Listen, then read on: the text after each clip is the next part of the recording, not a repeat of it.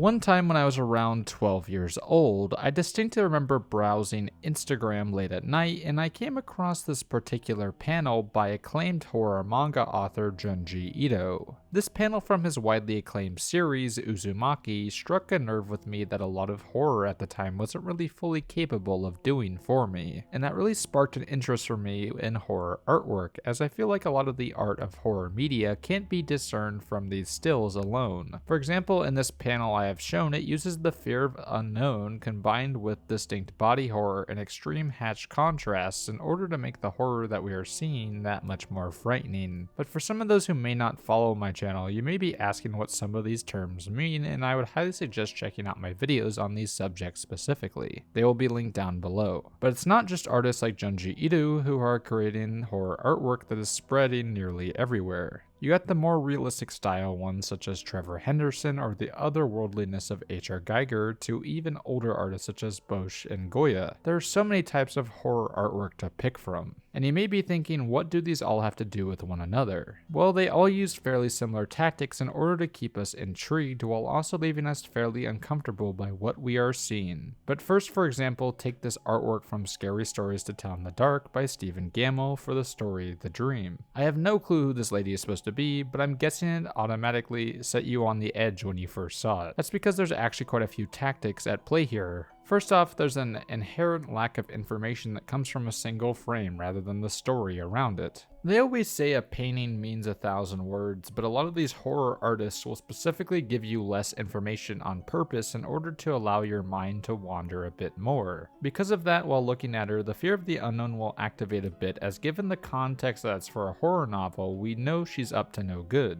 It also doesn't overdo it, instead just leaving us with a creepy woman and that's it. It could have added 100 other creepy monsters, but instead it just allows this one to sit there and just watch us. And then there's the uncanny valley that comes with her appearance, as the artwork you can tell that it's supposed to be a humanoid, but everything about it just feels off. The same technique is used in a lot of other horror media, but there's just something about how these images are able to convey it that just leaves me so unnerved. Like, what the actual fuck is this thing? It's so strange looking, and what makes it even more unsettling is the story is honestly not that related to the artwork, so you don't even get the explanation of what that thing fucking is. It makes the fear of the unknown so much worse for this image. Also, to prove just how effective this artwork is, we can actually see a different interpretation, as Brett Helquist was commissioned to redo all the artwork due to it being labeled too disturbing for children. And while Helquist does a much better job of using the image to convey the story, there is a distinct lack of fear and intrigue from his artwork compared to Gammel's original. That's not to call Helquist a bad illustrator, far from it. He just has a very different idea of what he's trying to convey than Gammel was. And honestly, I do kind of agree. I think Gammel's artwork is a bit extreme, especially for a children's novel, but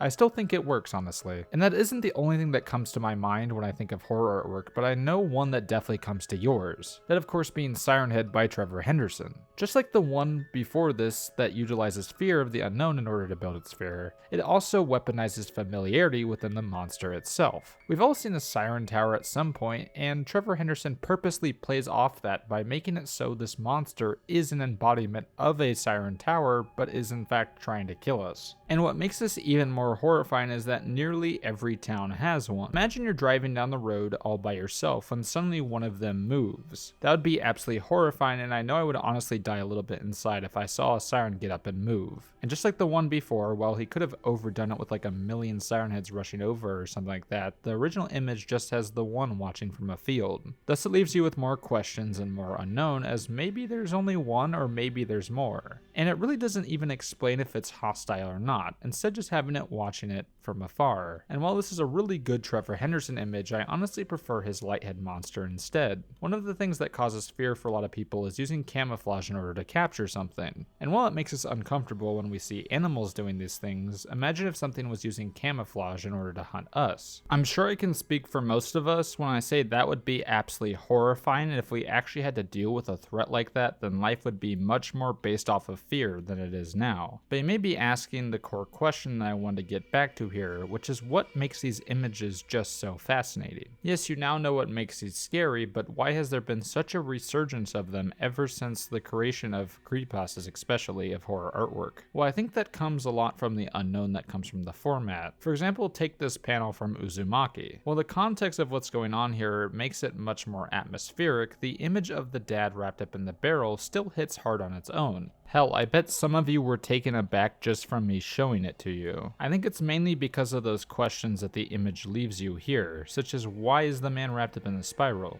Is it contagious? Is he dead?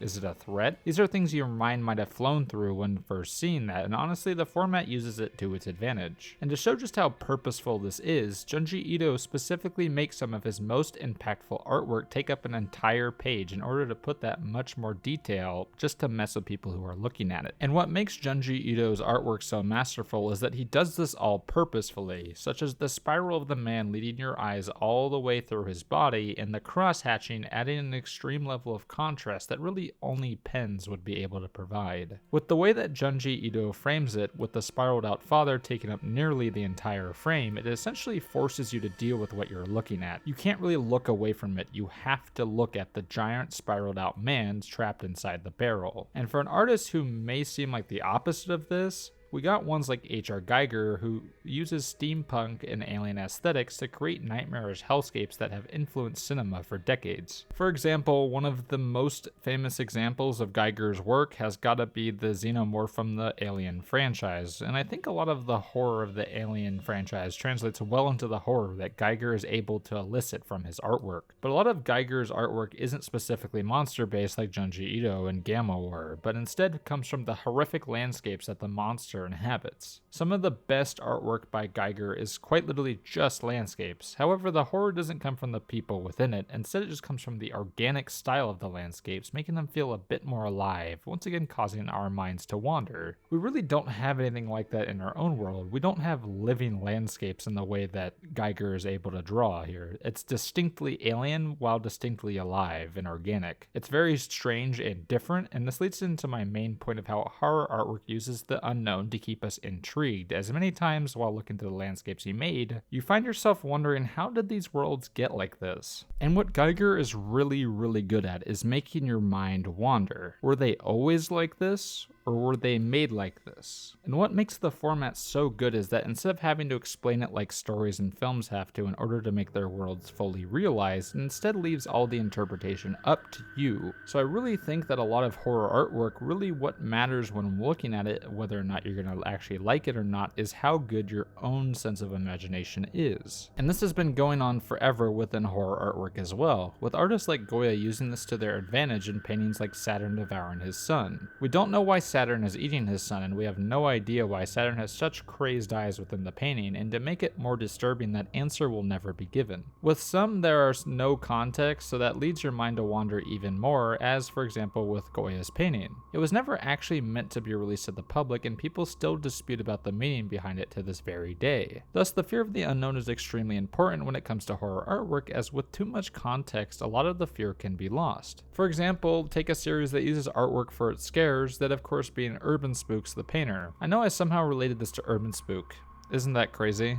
But with The Painter, we see tons of really intriguing and creepy paintings with only the names of them really giving the context of what could have possibly happened to them. At least it did that for the first episode, but after that within the series, he instead decided to deal with every single aspect of the murder to such a point that the majority of the people who watched it at this point consider the series to be a bit gratuitous and over the top. Because of this, as the series went along, the paintings became less and less effective, as you already know the context for what happened will be given, and the initial shock value that came with them quickly disappeared with time. Compare this to something like Smile.jpg, which gives the details of what happened to those who view it, but never really tries to explain the image itself, which in turn keeps a lot of the impact of what you are seeing. Smile.jpg also doesn't overwhelm the horror, instead just focusing on the smiling dog and the bloody hand, and that's about it. They could have made the dog more demonic like the story says, but I feel like the uncanniness that comes from the more normal looking dog has always worked a little bit better than the more demonic one that circles around right now.